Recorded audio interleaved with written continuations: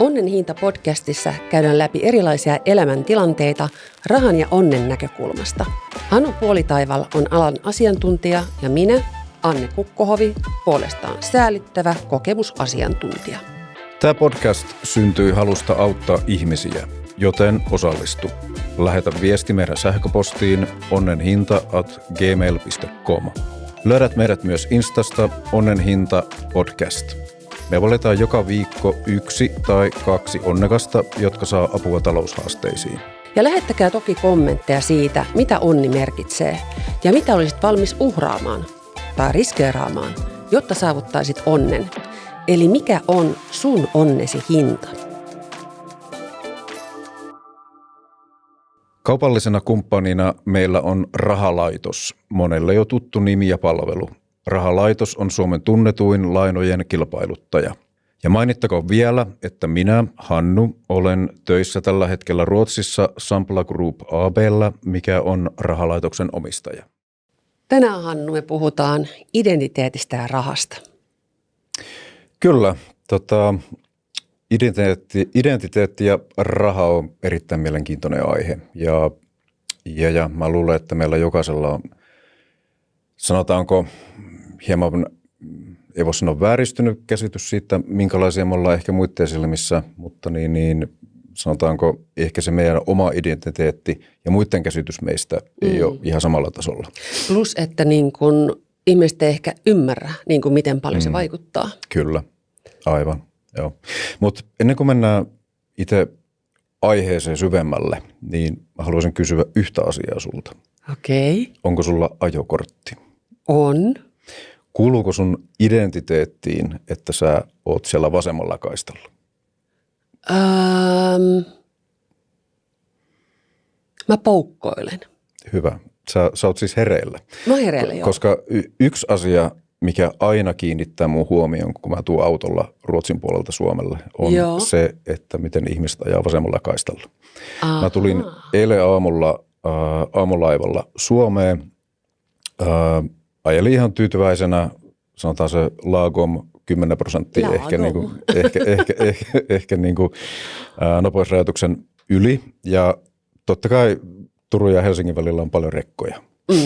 Ja se taas tarkoittaa sitä, että siinä on myöskin sitten siinä vasemmalla kaistalla aika paljon henkilöautoja. Kyllä. Mutta tämä on se piirre, mikä ei tule ilmi Ruotsissa ja se on aina sama homma Suomessa. Siinä on aina se yksi, sanotaan keski-ikäinen mies, joka ajaa sillä ehkä Audilla. Voi olla Audi, voi olla Mercedes, mutta se on hyvä auto. Joo, ja selvästi hänen identiteettiinsä kuuluu se, että hän ajaa vasemmalla kaistalla vakionopeuden säädin päällä välittämättä muista. Hän on tyytyväinen siihen. Ai, vielä vakionopeuden säädin päällä? No se on koska mä ymmärrän hyvä sen, juttu. että sä meet näin, mutta eihän siinä nyt niinku tavallaan, että se yksin omista se tietä. No näin he luulee. Heidän identiteettiinsä kuuluu se, että he on siinä vasemmalla kaistalla, he istuu siinä ja on tyytyväisiä elämäänsä. Aivan. Välittämättä mitä muille kuuluu. Joo, nyt mä käsin. Joo, juuri. Eli he ei ole aktiivisia, he ei anna tilaa, jos siellä on joku muu. Joo. Ja mä tässä mietin siinä, kun ajelin sen toisen auton perässä eilen, että onko tämä tyyppi oikeasti kotonakin samanlainen. Että se istuu siinä olohuoneen sohvalla, tuijottaa telkkaria, jos sillä joku puhuu, niin se ei tee mitään. Niin, se odottaa, että häntä palvellaan jollakin tavalla. Niin, tai hän olettaa, että nyt hän ei tarvitse reagoida yhtään mihinkään ärsykkeisiin millään tavalla. Joo, onpa hyvä ajatus, koska niin kun sä kysyt multa, mä mun kaasujalka on aika painava ja niin kun voit arvata, että mä ajan aika lujaa, mutta mä niin kun luen tilannetta, että mä oon välillä siellä niin kuin rauhallisemmalla puolella ja sitten jos tulee se massiivinen rekkajono, mutta mä myös huomioon ne tyypit siellä taustalla, koska siellä yleensä tämä tyyppi, josta sä puhut, niin sehän tulee niin lähelle, että se on vaarallista. Ei, no mä en puhu tosta tyypistä välttämättä. Mä puhun siitä, joka on siinä sun edessä. Just näin, joka niin kuin tavallaan ei päästä. Aivan. Kyllä, joo. Hitto, että oli hyvä. Että poukkoilu on ok. Niin, siis eihän kyse poukkoilusta, vaan siitä, että sä oot oikeasti aktiivinen ja sä huomioit muita ihmisiä, huomioit liikennettä. Joo, just näin. Joo. No, mulla taas tuli tässä niinku semmoinen, kun meillä on tosiaan, puhuttiin tästä aiheesta autossa tämän ekan podcastin jälkeen. Ja tämä on semmoinen asia, että miten paljon niin kuin tämä talous on vaikuttanut identiteettiin, niin kuin nyt kun meillä tuo Venäjän sodan vuoksi tuo yksi firma menee konkurssiin ja miten se vaikuttaa mun pään sisään. Se niin kuin tavallaan käytännön asiat on asia erikseen, mutta mun henkinen puoli on välillä ollut koetuksella siis siinä mielessä, että mun ei tee mieli nähdä ihmisiä, koska mä en jaksa kertoa sitä niin kuin tarinaa ja mä oon tosi huolissani, mä niin kuin tavallaan vetäydyn tosi helposti. Ja sitten esimerkiksi tämmöinen vähän outo esimerkki, että mä toki deittailen, mutta silloin kun mulla on semmoinen olo, niin musta tulee semmoinen niin kuin arvoton. Musta tulee arvoton mun omissa silmissä, että niin kuin mä en pysty ikään kuin, mä en haluaisi tavata niin kuin deittimielessä ihmisiä. Tarkoitatko sä sitä, että sun identiteetti on tavallaan niin kuin aikaisemmin rakentunut esimerkiksi sun yrittäjyyden varaan tai sanotaan sun varallisuuden varaan. Ja jos sulla ei nyt ole sitä samaa tilannetta, sulla on epävarmempi tilanne, niin sä et myöskään ole niin kuin varma siitä omasta identiteetistä, että kuka sä oot. Tai miten muut sut ehkä näkee siinä tilanteessa. Ei oikeastaan. Mä luulen, että se on enemmän mun pään sisäinen asia. Eli mullahan on toki muita keinoja siihen, että mä voin performoida erilaisia asioita, niin kuin huolimatta mitä tapahtuu. Mutta se on niin kuin mun omassa päässä, kun se liittyy ikään kuin siihen, että mä en koe, että mulla on aika mutkaton suhde rahaan, mutta silloin kun sä joudut oikeasti tosipaikan eteen ja on velkoja ja joudut tekemään velkasaneerauksen, niin sulta menee niin paljon sitä niin kuin aivokapasiteettia siihen, että kun kaikki kysyt, miksi sä nyt deittailee ja miksi ei sulla ole uutta miestä, niin mä en pysty yksinkertaisesti. Mulla ei niin kuin tavallaan laajakaista ei riitä siihen, että mä deittailisin tähän päälle niin kuin silleen vakavasti. Ja totta kai on jotain casual juttuja, mutta että jopa ne on niin kuin tavallaan semmoisia asioita, että mä välillä potkin itteni takapuolelle, että nyt vaan meet ja teet niin kuin asioita, että tämä ei ole niin vakavaa. Mutta se on outo juttu, että mä oon niin kuin huomannut se vasta niin kuin nyt, miten iso rooli se on, että miten huonoksi vai tuntee itsesi, koska niin kun puhutaan ihan Maslowin tarvehierarkiasta, niin jos on ihan selviytymismoodilla, niin ethän sä silloin hae niitä ylevämpiä kokemuksia, vaan silloin sä mietit vaan sitä selviytymistä. Kyllä. Ja silloin siinä tulee sitä, sitten se niin kuin yhtäkkiä onkin, että se raha suoranaisesti on raha, mutta niin kuin sä rupeat kokemaan sitä huonouden tunnetta. Tarkoitatko sä huonouden tunnetta sitä kautta, että sulla ei ole sitä rahaa vai ylipäätään niin kuin huonouden tunnetta siitä syystä, että sulla ei nyt niin kuin riitä aika muuhun kuin siihen niin kuin sen oman tilanteen ratkaisemiseen kautta selvittämiseen? No ehkä enemmän se jälkimmäinen ja nyt kun mä kuitenkin olen muuttamassa sinne losia, otan kauhean riskin, niin mullahan on aivan massiivinen ahdistus ja semmoinen niin kuin huijarisyndrooma, että koska mä jään kiinni. Ja mulla on tämä koko elämäni, että mä niin kuin koen, että mä oon saanut huijattua ihmisiä niin kuin TV-juontaro, että mä oon TV-juontaja, että mä oon malli, että mä puhun. Että jokaisessa näissä tilanteessa mä mietin, että koska porukka tajuaa, että mähän en oikeasti osaa tehdä näitä asioita. Aika jännä ajatus, että sä oot mieltänyt, että sulla on huijarin identiteetti. Jollakin tavalla. Mutta eihän se sun duunit kautta työt, nehän on periaatteessa vaan osa sua. Ja ne on, joku voisi jopa sanoa, että ne on osa sun yrittäjyyttä.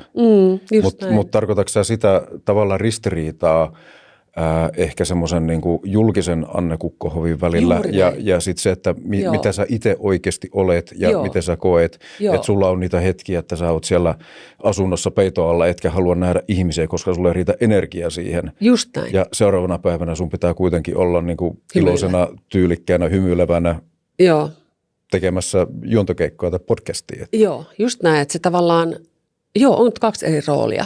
Että välillä kun mä näen sen mun nimen, niin mua ahdistaa. Niin kuin ylipäätään se Anne Kukkohovi, se tyyppi. Se Anne Kukkohovi. Niin. Se on vähän niin kuin erilainen kuin mä. Kyllä, joo. Joka on niin kuin tässä näin. Mutta nyt me mentiin vähän pois tuolta rahapuolelta, mutta nämä on oikeasti tärkeitä asioita siinä mielessä, että ihmiset saisivat sitä vertaistukea, että kun sulla oli se mikä tahansa se meidän aihe tai meidän ratkottava ongelma tässä podcastissa, niin joka ikinen ihminen on perustavanlaatuisesti samanlainen. Eli kun mä mietin esimerkiksi tätä näin, että porukka sanoo mulle, että Amerikka on pinnallinen ja siellä on niin kuin paljon kaikkea pahaa. Mutta siellä tavallaan on tämmöinen mielenkiintoinen juttu, että vaikka me ei oltaisi uskonnollisia, niin meillä on tämä luterilainen kuvio. Eli sun täytyy tavallaan niin kuin kärsiä, jotta sä saat sen jonkun asian. Kyllä. Ja siellä sitä vaan ei ole. Ja mä yhäkin niin kuin ihmettelen, että nämä täällä tekee kaikenlaista ja ne on tosi röyhkeä. Se on semmoinen frekki, semmoinen röyhkeä kaupunki. Että kun nämä tekee, niin ei silti saa niin kuin, tavallaan... Niillä ei tule rangaistusta. Niillä ei tule penaltia siitä. Että niin kuin, mä haluan tohon niin kuin ilmapiirin, että mä voin niin kuin tehdä asioita ilman, että mun täytyy tehdä se kärsien. Kyllä. Ja nyt mä oon niin kuin tavallaan kokenut, että nyt kun mulla on tämä viisumiprosessi ollut aika pitkä, niin mä oon niin kuin monta kertaa niin kuin ajatellut näin, että nyt mä oon niin kuin kärsinyt tarpeeksi, joten, tai niin kuin mä ajattelen näin, että nyt varmaan tosi hyvää tapahtuu, kun mä oon näin paljon kärsinyt. Kyllä. Että se payback tulee olemaan iso. Joo, kyllä. No, Mä menin psykologian puolelle. Joo. No ensinnäkin mä uskon, että sä tulet onnistumaan siinä, mitä sä haet ja etsit nyt tuossa prosessissa. Mutta oli mielenkiintoinen, mitä sä sanoit tuosta luterilaisesta kärsimyksen tavallaan mentaliteetista, että ihmisen pitää kärsiä, että se, tai ihmisen pitää kärsiä ennen kuin hän voi menestyä tai uhrata asioita ennen sitä menestystä. Just ja näin. Totta kai se on reaalimaailmassa tietyllä tavalla totta. Ja mä vetäisin oikeastaan tämän tietyllä tavalla myöskin, jos haetaan niin kuin sukupolvien eroja. Meidän esi-isät kuokki sitä suota ja kärsi, että ne nyt saavutti edes sen lämpimän torpan. Ja se on oikeastaan juuri tätä niin kuin kärsimysnäytelmää ja sitten saavutetaan jotakin. Ja nykyiset sukupolvet itse asiassa tekee se sama homma, mutta vähän eri kulmalla. Ja nykyään tarina on semmoinen, että joku on sanonut sulle joskus pahasti, mutta nyt sä loistat. Just näin. Se on periaatteessa niin sama asia, mutta niin pikkasen eri kulmalla. Joo, juuri näin. Ja siis en muista, että mä olisin nähnyt yhtään lehtijuttua, tarinaa jostain menestyvästä artistista, jossa ei olisi kerrottu sitä, että kukaan ei uskonut, joku sanoo sulle pahasti, susta ei tule ikinä mitään, mutta katso mua nyt. Joo. Ja se on juuri se niin kuin sama kärsimysnäytelmä pikkasen eri kulmasta. Joo, erittäin hyvin sanottu.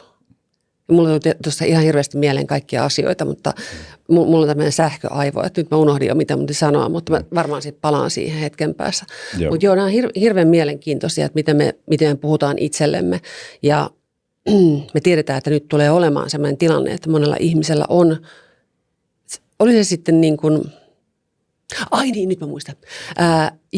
Tämä oli musta hienoa. Silloin kun äiti kuoli, mä menin terapiaan ja siihen avioerot ynnä muut. Niin se sanoi mulle hienosti se psykologi. Se sanoi mulle näin, että kuule, että ajattele tälleen, että tässä meidän luterilaisessa kulttuurissa ollaan tälleen. Sitten se niinku vertaisi katolilaisuuteen. Ja sitten mä olisin, että aivan, että voi mennä vaan vähän silleen ripittäytymään. Voi että tuli vähän törsättyä tai jotakin muuta tehtyä ja se on niinku sillä selvä. Kyllä. Että sä voit niinku, että se on niinku aidosti, vaikka se on millään tavalla niinku uskonnollinen, se niinku kansat toimii eri tavalla. Kyllä. Ja meillä on jotenkin tämä, ei saa kurkottaa mihinkään kuusiin ja katajaan tai johonkin kapsahdetaan. Joo, muut, juuri näin. Puhuttiin. Joo, niin, kyllä. Joo, ja kyllähän niin tuommoinen kulttuuri ja jopa niin uskonnollinen tausta, se vaikuttaa ylipäätään nyt niin vahvasti siihen identiteettiin, miten me itse koetaan, että mikä on hyväksyttävää, minkälainen voi olla. Ja jos mietitään sitä, että miten paljon ylipäätään ihmiset rakentaa sitä identiteettiä esimerkiksi varallisuuden varaan, niin onhan se varmastikin merkittävä asia. Mä mietin tätä asiaa omalta kohdaltani sillä lailla, että ensinnäkin hypätään sen verran sivupolulle, että jos puhutaan varallisuudesta, niin okei, jollakin voi olla hyvä palkka, mutta se ei välttämättä tarkoita sitä, että hän olisi varakas tai rikas. Jos puhutaan vaan niin tyyliin nettovarallisuudesta, eli siitä, että mikä on velkojen ja omaisuuden kautta tulojen suhde, niin aika moni suomalainen on siellä miinuksen puolella. Ja itse asiassa tämä meidän podcasti on niin kuin suunnattu enemmänkin heille. ei niille ihmisille, jotka miettii sitten vahvasti sitä sijoittamista, jotka on sen ollaan siellä paremmalla puolella. Joo. Ja tuossa tulee tuo termi net worth, joka on niin kuin usein Jenkkilässä niin tavallaan siihen törmään, niin mulla on jotenkin hirveän huono fiilis siitä, että mun net worth on varmaan niin kuin taloudellisessa mielessä negatiivinen, että totta kai siihen niin kuin on muita, mikä on currency, niin kuin muita tämmöisiä niin kuin arvonmäärityksiä, että mitä niin kuin tavallaan sulla on, että on tiettyjä muita niin kuin currency, niin tavallaan voi olla jossain muussa sitten niin kuin kompensoida sitä. Joo, ja no tässä maailmassa ikävä kyllä niin kuin moni määrittää muiden arvoa tai määrittää muiden arvoa oikeastaan sen varallisuuden kautta niin kuin tietyllä tavalla, miten mä sanoisin, sitä kautta, että miten heistä saa irti. Joo. Mutta mä tiedän paljon ihmisiä, jotka on tyytyväisiä elämäänsä. Heidän identiteettinsä ei rakennu rahanvaraa. Se ei rakennu oikeastaan niin kuin minkään tämmöisen niin kuin varaa, mitä he tekee työkseen tai ammatikseen, vaan he on niin kuin vahvoja ihmisiä. He on tietyllä tavalla rakentanut jo sen identiteettinsä kypsäksi kautta valmiiksi. Joo. Ja sitten työ, on se sitten niin kuin mitä tahansa tai ylipäätään niin kuin raha on tavallaan sen oman vahvan identiteetin ulkopuolella. Joo. Ja nämä ihmiset on semmoisia, joita mä arvostan, koska riippumatta siitä, mitä heille tapahtuu siellä työelämässä, joutuu työttömäksi, tulee rahallisia vaikeuksia tai mitä tahansa, ei se vaikuta heidän omaan identiteettiinsä ja kuvaan siitä, että minkälaisia ihmisiä ne on. Mä oon täysin samaa mieltä. Mä oon ihan täysin samaa mieltä, että nämä termit on siinä mielessä jotenkin vähän kurjia. Niin kuin kuitenkin kaikki vaikuttaa kuitenkin kaikkeen, mutta sitten me puhuttiin tuossa äsken ihan extemporeen niin kuin tavallaan Z-sukupolven niin kuin suhtautumisesta niin kuin sitten taas siihen rahaan ja niin kuin ikään kuin nimenomaan siellä tavalla, että mihinkä se heidän arvonsa perustuu. Niin nythän on tyyppejä paljon, jotka niin kuin mun mielestä onneksi tekee sitä, niin kuin mitä mä nyt teen, että mä hyppään vaan jonkin uuteen. Ja come what may, että niin kuin ei voi tietää. Eli heillä mun mielestä, vaikka muutoin on tosi rankka tilanne maailmassa, niin ne ei enää niin kuin ajattele silleen, että mun arvo tulee siitä työn tekemisestä. Ja niin kuin koomisesti joskus, kun on näitä sotaveteraanijuttuja tuolla niin kuin linnanjuhdissa, joita arvostan äärimmäisen paljon. Musta ne on niin kuin aina mulla semmoisia, että mä itkettää, kun mä näen ne. Niin, mutta siellä tavallaan, niin kuin jos sanotaan, että sinä ja minä oltaisiin niin kuin 120-vuotiaita, ja sitten multa kysyttiin, että miten Hannussa on paras. Se on kova tekemään työtä. Kyllä. Eli niin kuin, se ei ole ollenkaan niin kuin mun mielestä enää se juttu. Ei. Ja yksi kaveri sanoi mulle jostakin kohdasta, että niin kuin, kun mä kerron näistä tilanteista, sun täytyy Anne vaan grindaa, tee niin kuin enemmän töitä. Ja siinä kohtaa mulla tuli semmoinen, ei, nyt mä en enää jaksa kuunnella. Mä teen kyllä kaiken työn, mitä mä niin kuin pitää tehdä totta kai realistisesti, mutta en halua grindaa ja sitten niin tavallaan kuolla. Joo, kyllä, just näin. Joo. Ja ehkä ne suuret ikäluokat, jotka syntyivät sotien jälkeen, niin heidän osaltaan niin kuin tilanne oli siinäkin mielessä erilainen, että se oli jotenkin loogista rakentaa se oma identiteetti työn kautta, koska ensinnäkin silloin työt kautta työura oli aivan erilainen. Ihminen saattoi mennä 20-vuotiaana, 19-vuotiaana tehtaalle, jäädä eläkkeelle sieltä 62-vuotiaana, 63-vuotiaana samasta duunista kautta samalta työnantajalta. Ja se on niin kuin nykyaikana niin kuin jotenkin täysin absurdi ajatus, että se olisi mahdollista. Ja se on jollakin tavalla mega ahdistava ajatus. Toki niin ihmiset on erilaisia, jotka tykkää turvallisuudesta. Joo, totta kai. Mutta ei varmaan ole enää hirveästi semmoisia työpaikkoja olemassa. Ei, siis ja jos joku kuuntelee, jolla on semmoinen työpaikka, niin onneksi olkoon. Niin, totta. Pidä siitä kiinni ja ole ylpeä siitä. Joo, ja nauti silti elämästä. Kyllä, juuri näin. Just näin. Joo. Mutta toi sukupolvien välinen ero, sanoitko sä Z-sukupolvi? Z, joo. Tavallaan niin kuin milleniaalista seuraava, joka on parikymppisiä. Sitten tulee alfa. Okei, no niin, no hyvä. Eli mun lapset, he on siinä parinkympin molemmilla puolilla. Joo, kyllä Z on. Joo, okei. Ja mä juttelin mun pojan kanssa siitä, että minkälaista uraa hän haluaa. Ja niin minkälainen hänen niin kuin unelmaduuninsa tulee olemaan. Ja mä olin vähän yllättynyt siitä, että se kuulosti semmoisen ihmisen puhelta, jolla on jo tietyllä tavalla vahva identiteetti. Että ei tarvi enää sitä duunia kautta, ei tarvi rakentaa enää sitä identiteettiä pelkästään sen työn varaa. Ja se kuulosti hyvältä. Se kuulostaa tosi hyvältä. Ja mä en itse samassa iässä olisi ikinä pystynyt samaan. Joo. Mä oon, nyt kun mä mietin tätä niin kuin mun työhistoriaa kautta ylipäätään niin kuin elämänhistoriaa, niin mä oon tietyllä tavalla rakentanut kyllä mun identiteettiä työn kautta, siihen työhön liittyvän tittelin kautta. Että mä oon kuvannut itteni, että okei. Mikä sun titteli oli? Tai on? Oletko se joku president of money? Ei, siis tällä hetkellä se on ihan manager. Ai niin, rahamanageri. No sanotaan näin. Älä nyt ujostele siinä. No siis virallinen titteli on brand manager. No niin, tulihan kyllä, sieltä. Joo. Mutta on siellä ollut muitakin titteleitä ja pitkiä ja lyhyitä. Ja toki silloin kun ne tittelit oli sanotaan 3-kirjaimisia. Niin CEO. No sen tyyppisiä. Niin toki se vaikutti siihen identiteettiin ja silloin tuntui hyvältä. Mutta Joo, se mitä mä oon myöskin niin kuin tietyllä tavalla niin kuin, nyt kun miettii asiaa, niin tavallaan huomioinut tai havainnut itsestäni positiivisena asiana on se, että vaikka ne tittelit on muuttunut, niin ei se loppujen lopuksi se mun ydin ja se mun identiteetti, se ei ole muuttunut niin paljon. Joo. Se on toki niin kuin, jotain siinä pinnalla on muuttunut, mutta kyllä mä oon niin kuin, tietyllä tavalla niin kuin, rakentanut omaa identiteettiäni elämäni aikana hyvin pitkälle jotain muuta kautta kuin sen tittelin kautta, varallisuuden kautta. Joo, ja kyllähän se niinku,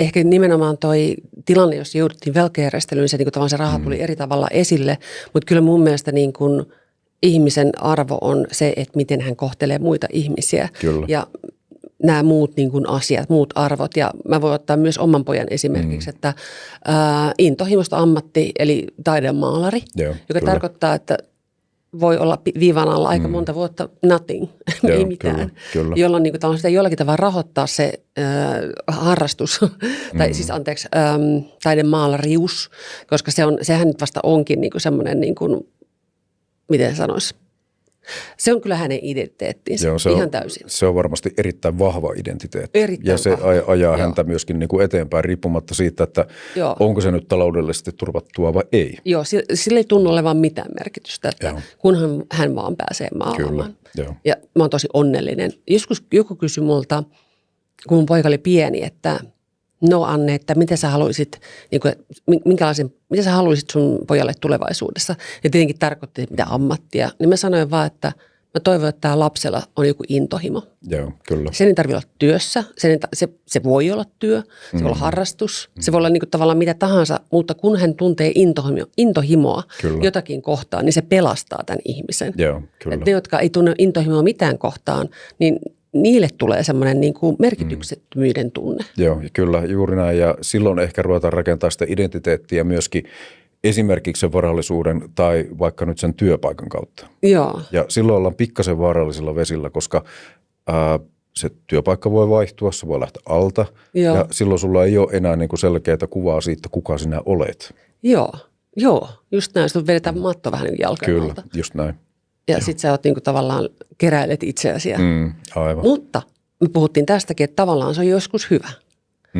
Eli että sulta viedään se, ja se on sun elämänpolun puitteissa tosi hyvä, koska silloin sä joudut niin kuin miettimään uudestaan ja sä tajuat jälkeen, että tämä oli itse asiassa, niin kuin, vaikka se oli hirveätä silloin, niin itse asiassa tämä on vienyt mut jonnekin aivan muualle. Kyllä, juuri näin. Joo. Siis ylipäätään tämmöiset hetket, missä sä joudut tietyllä tavalla miettimään sitä identiteettiä ja sitä, kuka sinä olet tästä eteenpäin, ne on hyviä. Joo. Ja parhaimmillahan se voi tehdä jopa ilman mitään tämmöisiä suurempia kriisejä. Että nyt vaan niin kuin istuu itsensä kanssa alas, kautta käy juttelemassa terapeutin kautta kenen tahansa kanssa, vaikka ei olisi isompia ongelmia. Joo, just näin. Ja oikeasti miettii ja rakentaa sen itsensä, mutta mä luulen, että suurin osa meistä, mä tiedän, että sinä ja myöskin minä on kohdannut semmoisia asioita elämässä, jotka on pakottanut meidät tähän tilanteeseen. Joo, ja näin. tavallaan rakentaa sen palapeli vähitellen puhtaalle pöydälle. Joo. Siitä, että mitä me ollaan ja minkälaisia ihmisiä me ollaan. Joo, allekirjoitan. Kyllä. En tiedä, pitäisikö se ruveta keksimään jotain muitakin ansaitsemiskeinoja.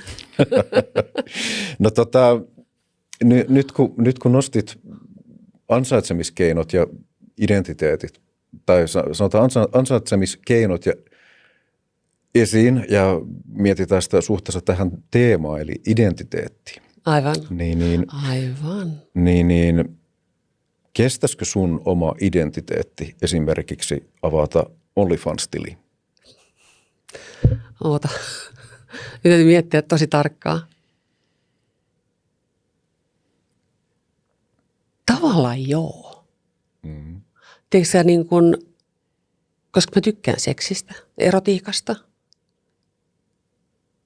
mutta niin kuin yhteiskunta ei anna siihen niin kuin, että jos mulla olisi lasta, niin voi olla. Sä voisit tehdä sen. niin mä tekisin sen tietenkin jossain muussa maassa, mutta kun se on osa mua kuitenkin tietyllä tavalla. Kyllä. Mutta sillähän saisi kyllä tosi paljon rahaa. Että se on niin kuin viimeinen keino, eikä varmaan enää niin kuin hirveän kauan aikaa niin kuin tavallaan sitä niin kuin uraa aloittaa. Mutta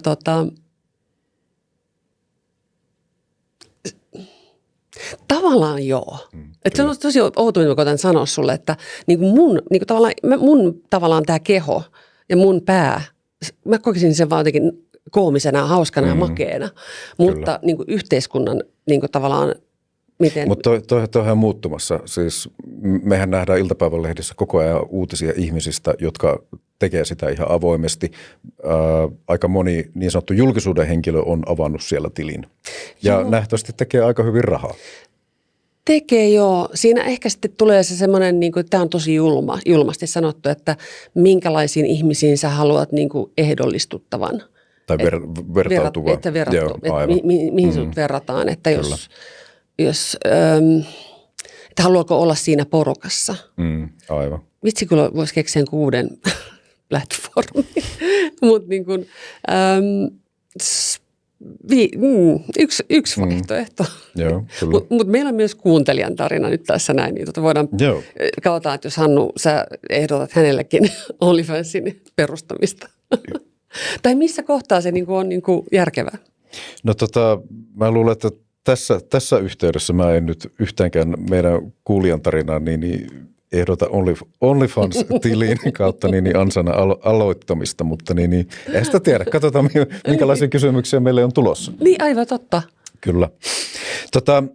Ennen kuin mennään tämänpäiväiseen Onnen hinta podcastin asiakaskeissiin, niin ihan muistutuksena, että voitte lähettää niitä kysymyksiä ja kommentteja ensinnäkin sinne meidän IG-boksiin Onnen hinta löytyy Instasta ja sitten myöskin niin sähköpostilla onnenhinta@gmail.com. Eli slaidatkaa DM:ään. Okei, slaidatkaa. Hyvä, mutta hei, mennään tämänpäiväisen kysymykseen ja vielä muistutuksena, että näitä meidän laina- kautta rahoitushaasteisiin liittyviä kysymyksiä ja tätä osiota sponsoroi Rahalaitos, eli Suomen tunnetuin lainojen kilpailuttaja. Kyllä. Me on valittu kysymyksistä tänään mukaan Jaana. Jaana kertoo, että hän on 38-vuotias sinkku ja asuu pääkaupunkiseudulla. Jaana on töissä sairaanhoitajana ja lisäksi tekee toiminimellä kotisiivouksia. Jaana on myöskin aika ahkera ihminen. No, todellakin. Joo. 2 raskasta työtä. Kyllä. Aika hieno meininki Jaanalla. Joo. Jaanalla on siis säännölliset tulot ja Jaana kertoo, että hänellä on 2 luottokorttia, ei muuta velkaa. Eli aika hyvä tilanne myöskin rahallisesti uskoisin. Okei. Mutta Jaana kertoo hakeneensa 30 000 euron lainaa joulukuussa, mutta hän ei saanut tuota lainaa. Okei. Ja nyt Jaana kysyy, vaikuttaako vuokralla asuminen jotenkin lainan saantiin?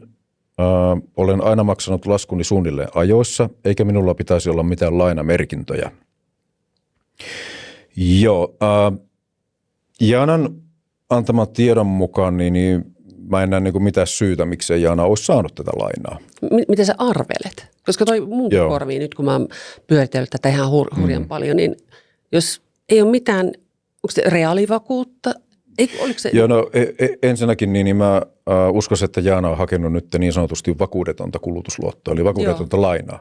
Ja lainoja on karrikoiden kahdenlaisia. Vakuudellisia, esimerkiksi asuntolaina, missä on se asunto kautta talo, sitten se lainan vakuutena, tai vakuudettomia. Ja lähtökohtaisesti aina vakuudeton laina on pikkasen kalliimpi, koska siellä pankin mielestä on isompi riski, koska ei ole sitä vakuutta sillä lainalla. Joo. Mutta ensinnäkin mä en usko, että tässä tapauksessa tuo vuokralla asuminen on vaikuttanut yhtään mitenkään tähän Jaanan lainansaantiin.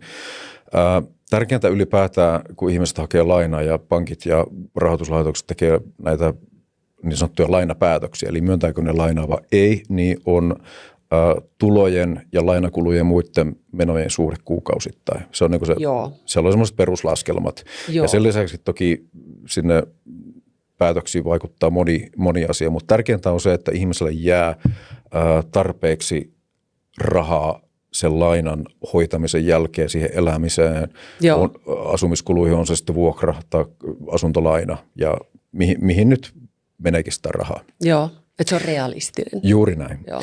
Ja itse asiassa nyt tuli mieleen, että tässä Jaana on voinut tehdä jonkun virheen, kun hän on hakenut sitä lainaa ja se on voinut syöttää esimerkiksi nyt väärin osan tuloistaan kautta, siellä on 1-0 liikaa nyt vaikka jossain näiden nykyisten lainaa, vaan hetkinen, siellä oli 2 luottokorttia. Joo. Eli voi olla, että siellä on ihan vaan niin kuin tyhmä typo, eli näppäilyvirhe, tai jossain on olisi halunnut kertoa, että luottokorttien kulut on 200 kuukaudessa, niin silloinkin vahingossa tullut 2 tonnia.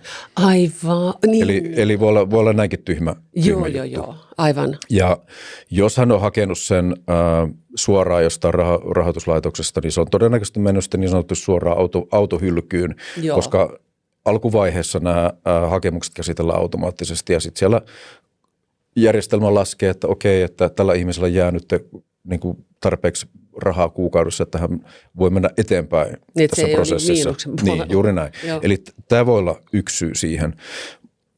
Toinen syy, mikä itse asiassa nyt varsinkin viime vuoden osalta voi olla mahdollinen, koska Jaana kertoi, että hän haki lainaa joulukuussa.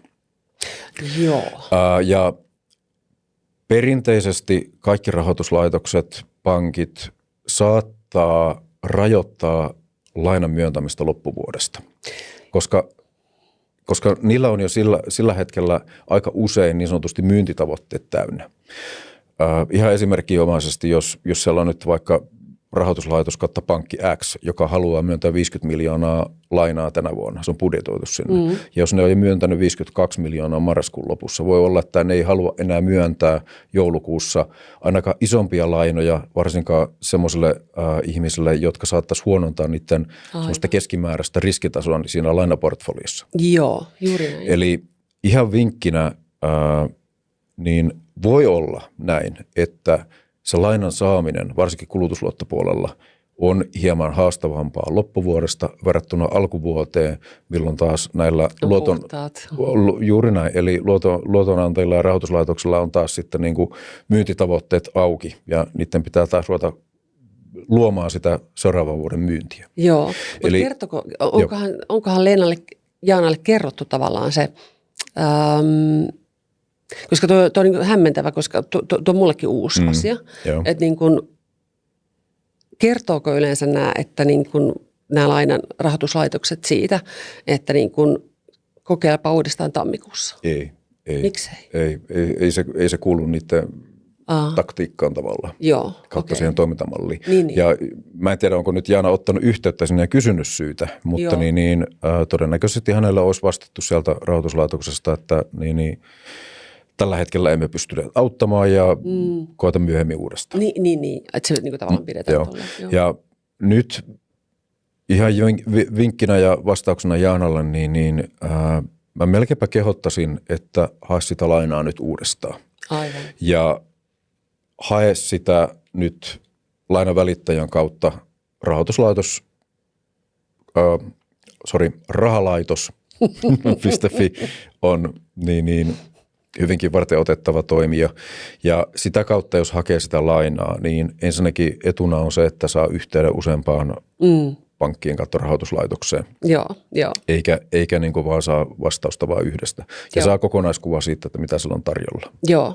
Mähän on tehnyt tämmöisen niin kuin manööverin, outo sana, mutta niin kuin, mä en edes aluksi tiennyt, että on olemassa suoraan tällaisia, niin kuin silloin aikoinaan, kun näitä katsoi, että se ei olekaan se, vaan sitten ne kilpailuttaa sen ja sitä kautta se homma niin kuin muodostuu. Ja niillä voi olla hirveän erilaisiakin vastauksia. Ja mä huomasin itselläkin, että niin kuin, jos yhden kerran tein, tämä viisumikuvio on mulla nyt päällä, niin hain loppuvuodesta ja nyt niin kuin selvästi on niin kuin uudet, koska tietenkin tilinpäätöspaperit ja kaikki muut on niin kuin tullut, niin sitten sitä pystyy niin kuin tarjoamaan uutta infoa sitten sinne. Toki väliajot, mutta tämä menee nyt tietenkin niin kuin yrittäjyyteen. Että sitten jos niin kuin on henkilökohtainen, niin siinähän sitten tavallaan, mutta siinäkin on aika hankala homma, että yrittäjänähän esimerkiksi se, että sä maksat itsellesi mahdollisimman pientä palkkaa on hyvä, mutta sitten taas niin tuommoisessa tilanteessa se on niin kuin todella hankala, koska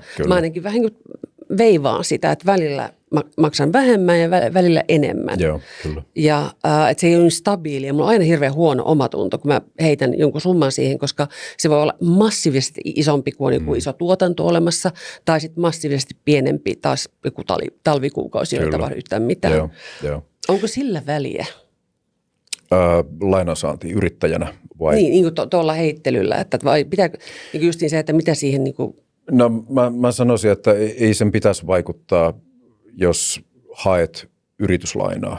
Joo. Tai en usko, että silloin enemmän niin kuin lainansaannin suhteen merkitystä, jos sä oot maksanut nyt sanotaanko vaihtelevasti sitä palkkaa. Kyllä ne katsotaan sitten niin kuin pitemmältä ajanjänteeltä, vähintään puoli vuotta taaksepäin, että mikä on se keskimääräinen tilanne. Mikä sun mielipide ylipäätään on niin kuin näistä niin kuin kulutusluotoista? Niillähän on hirveän huono maine. No mä en tiedä, onko kulutusluotoilla sinällään niin kuin huonoa tai mainetta. Onko niitä tavallaan edes olemassa enää? Ei. No siis Suomessahan pikavipit kiellettiin jo 2019 käytännössä, mikä oli hyvä. Joo. Ja puhutaan jossain toisessa jaksossa enemmän siitä pikavippimaailmasta, mutta nyt tämä viimeisin lakimuutos, mikä Suomeen tuli, joka rupesi rajoittamaan lainojen korkotasoa. Sehän on tällä hetkellä 15% vuosikorko plus ohjauskorko. Eli käytännössä maksimissaan 20, mikä on se ihan niin kuin se lopullinen käppi sitten. Mutta itse asiassa tämä Suomen lainsäädäntö on erittäin tiukka, mitä tulee tuohon korkorajaan. Ja mä en tiedä yhtään maata, missä olisi tiukempi kautta lähellekään tämmöinen. Ruotsissa esimerkiksi siellä puhutaan niin kuin kulutusluotoista, blankkolooneista, jotka on sinne 20% asti noin karrikoiden. Ja sitten on niin kuin tämmöiset kalliit lainat, voidaan sanoa niitä nyt vaikka pikavipeiksi, niin niiden korkokatto on 40, eli tuplat siihen, mitä se on Suomessa. Apua. Eli tilanne on hyvin erilainen ja mä en ole niin kuin lähtökohtaisesti ollenkaan säätelyä vastaan. Totta kai niin kuin, yhteiskunnan pitää säädellä sitä, että miten rahoituslaitokset ja miten tämä ylipäätään koko tämä luottomaailma toimii. Mutta nyt Suomessa ollaan menty pelkästään tätä korkosäätelyä tekemällä vähän niin kuin liian pitkälle. Ja se on jo tiputtanut osan ihmisistä lainamarkkinoilta pois. Joo, just näin. Ja muita keinoja toteuttaa samanlaisia asioita voisi olla esimerkiksi se, että mahdollistettaisiin Suomessa vaikkapa yksityishenkilöiden konkurssit. Just tämä. Mehän viitattiin pikkasen tähän henkilökohtaisen konkurssin Jenkeissä voi tehdä. Kyllä. Ja jos se olisi Suomessa mahdollista, sanotaan nyt vaikka, että sä oot 5 vuotta nyt niin hoitanut lainoja pois ja sitten tapahtuu jotakin, et pystykään, niin se käytännössä, jos sut vapautettaisiin niistä veloista, niin se käytännössä tarkoittaisi sitä, että rahoituslaitokset joutuisi miettimään tarkemmin sitä, kelle ne antaa sitä lainaa. Joo. Joskus silloin, kun Suomessa oli pikavippejä, niin sehän oli oikeasti aika hurja maailma. Pikavippiyhtiöt ensinnäkin rakensi semmoisia tuotteita, joita ihmisten oli, sanotaanko, vaikea maksaa takaisin. Just näin. Ne oli tehty sellainen houkutteleviksi, että niitä ei tarvinnut lyhentää. Ja sitten kuitenkin korot oli kovat ja tavallaan se velkasumma, pääoma kasvoi koko ajan. Joo. Ja se, mikä oli taas niin kuin Suomen, sanotaan, tämmöisessä järjestelmätasossa haasteena, mikä ruokki näitä pikavippiyhtiöitä, oli se, että ne tiesi, että ne voi myydä ne niin sanotut NPL, että non-performing loanit, eli ne lainat, mitä ihmiset ei pystynyt maksamaan. Joo. Ne pystyi myymään niitä eteenpäin perintäfirmoille. Ja perintäfirmat taas osti niitä, ja perintäfirmat tiesi, että ihmiset ei pääse niistä veloista karkuun. Joo. Eli pikavippaajat kautta rahoituslaitokset myönsi silloin liian löysästi lainaa ihmiselle, jolla todennäköisesti tuli olemaan jossain vaiheessa maksuvaikeuksia. Joo. Ja ne teki se ihan tietoisesti varmana. Joo, just Ja näin. myi ne lainat eteenpäin. Ja Suomi on siinä mielessä jännä eurooppalainen maa, että Suomessa nämä niin sanotut NPL:t, non-performing loanit, muuttuukin tuottaviksi ajan myötä, koska ihmiset ei ole päässyt niistä eroon. Just näin. Ja jos Suomessa olisi ollut sellainen järjestelmä jo silloin aikana, että okei, nyt sä et pysty hoitamaan näitä, okei, teet konkurssi, aloitat puhtaalta pöydältä, Joo. niin silloinhan nämä rahoituslaitokset, perintätoimistot ei olisi pystynyt pyörittämään tämmöistä. Tuo on itse keino. asiassa supermielenkiintoinen. Mä en tiennyt tätä. Että niin kun mä oon miettinyt, miksi siellä voi tehdä tämän. Kyllä. Että sehän on niin kuin ihmisten kusettamista suoraan sanottuna siinä mielessä, että jos tietää, että on tämmöinen riski-ihminen ja se menee vaikka ulos, sitten se menee niin kuin lopulta ulosottoon ja niin kuin sitten sä maksat sen ulosoton kautta. Onko se sitten loppuelämän niin kuin siinä kohdassa? Nythän se on vissiin muuttunut 3 vuodeksi, 5 vuodeksi. Joo, siis kyllähän Suomessa vielä pääsee niin sanottuun velkajärjestelyyn. Joo. Mutta niin sinne ei pääse pienillä lainoilla mun käsittääkseni ja sitten ylipäätään se kestää aikaa, että se on varmaan niin kuin 5 vuoden prosessi. Nyt en ihan tarkkaan tiedä niin kuin vuosimääriä, mutta useampi vuosi, Joo, on. että sä oot siellä ulosotossa, sä hoidat näitä olemassa olevia velkoja ennen kuin sä pääset siihen velkajärjestelyyn. Joo. Ja silloinkin todennäköisesti joudut maksamaan jotakin, mutta totta kai se helpottaa sun tilannetta. Joo, ja niin kun mä oon itse tehnyt sen, ehdotin itse tätä vapaaehtoista velkajärjestelyä, niin mä niin kuin sanoin suoraan, että niin kuin, koska mun työ on tämän tyyppistä, että jos mun nimi niin kuin tahraantuu, niin mä en saa niin kuin tavallaan, että se on niin kuin heillekin etu. Joo. Ja kuitenkin, jos miettii, että se ei ollut millään tavalla omasta mokasta kiinni, että siinä oli niin kuin maailma niin kuin tuli vastaan esimerkiksi tämän sodan myötä, niin se oli niin kuin, mä varmaan niin kuin maksan enemmän siitä kuin joku toinen ehkä ulosoton kautta, mutta niin kuin tällä hetkellä se on mun mielestä, koen, että se on tosi jees. Ja niin kuin just niin se, että oli mikä tahansa tilanne kyseessä, niin soittaa, kertoo siitä näin. omasta tilanteesta ja niin kuin ei siinä kohtaa niin kuin niellä se ylpeys siinä kohtaa, että sä et ole huonompi.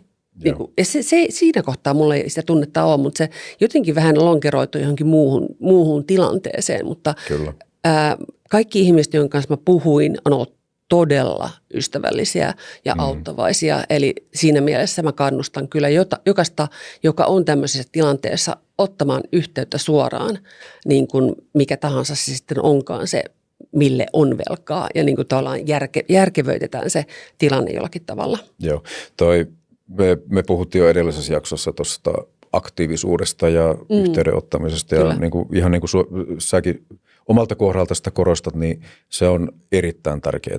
Että niin kuin avaa ne kirjeet, vaikka ne nyt välillä tuntuisikin vähän pahalta. Ei ne kivoja ole.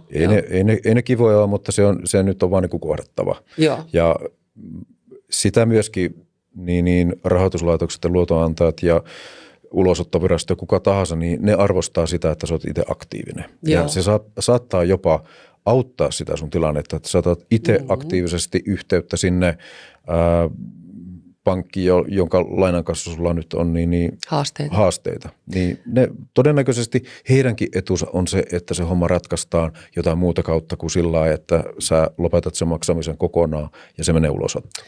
Just näin. Ja tässä niin kuin, koska mä tiedän, että on paljon ihmisiä, jotka niin kuin kokee näiden kirjeiden avaamisen hyvin ymmärrettävästi, että se tulee tuottaa ahdistusta ja jollakin jopa siihen pisteeseen, että ei enää avaa mitään. Niin jos vaan pystyisi niin kuin vielä niin kuin rakentavastikin, koska monihan voi olla niin kuin hermostunut, kun ne soittaa. Kyllä. Eli vaan vetää sen muutaman happea vähän keuhkoihin ja niin kuin ajattelee sitä, että siellä toisessa päässä on niin kuin ihminen, joka voi auttaa sua. Se ei halua sulle pahaa, mutta sillä on lainsäädäntö siellä takana, että sen on pakko niin kuin toimia sen lain puitteissa. Mutta mun kokemus on se, että kaikkea pystyy niin kuin tavallaan miettimään semmoisia out of the box-tyyppisiä juttuja, että ne ei olekaan ihan semmoisia perinteisiä. Et mäkin olen laittanut tosi paljon erilaisia sopimuksia, ikään kuin projekteja, jotka niin kuin tavallaan tulee joskus myöhemmin. Tavallaan kaikki tämmöiset informaatiojutut niin on auttanut myös siinä, että niin kuin se mun story on niin kuin uskottava. Kyllä. Että mulla on mustaa valkoiselta vaikka jonkun kanssa tehtävästä diilistä. Joo. Se mikä tuossa sun tarinassa kautta, niin siinä kun sä kerrot sun tilanteesta ja vielä tarkennuksena, niin sä oot joutunut lainojen kanssa hankaluuksiin sen takia, että sä olit takaamassa oman yrityksen kautta yrityksen, jossa olit vahvasti mukana toimintaa. Ja sitten niin sanotusti kakka löi tuulilasiin ja kaikki ei mennyt ihan niin kuin olisi pitänyt mennä. Joo, juuri näin. Joo. Mutta se kuva, mikä mulla susta tulee, on se, että sä et ole kuitenkaan niin kuin tietyllä tavalla menettänyt sitä sun identiteettiä yrittäjänä, vaikka se itse yrittäjyys kautta se yritys ei ole enää niin kuin. Tässä on myyty sinne maihin. Niin, no joo, sulle ei enää, sanotaan näin, että sulle ei enää sitä ole, mutta se ei ole vaikuttanut sinällään sun identiteettiin. Joo, ei se ole vaikuttanut. Ei. Ja osa syy siinä varmasti on, että tätä kyseistä yritystä kuitenkin johdettiin yhdeltä osin just siellä Amerikasta, jolloin tavallaan se niin kuin kommunikaatio oli aivan erilaista tietenkin. Eli siellä ei ollut semmoista, että okei, tämä nyt on niin kaiken loppu ja mitä se täällä Suomessa vähän on, vaan siellä vaan, että okei, tehdään näin, miten se olisi tollainen ja niin kuin, että se on hirveän erilainen se kulttuuri. Eli se tarttuu myöskin. Joo, eli periaatteessa siellä niin kuin lähestyminen on se, että tämä on vain yksi etappi kokonaismatkalla. Juuri kun näin. Suomessa ajatellaan, että tämä on maali, kautta tämä on päätepiste. niin tähän se loppuu. Joo, aivan. Joo.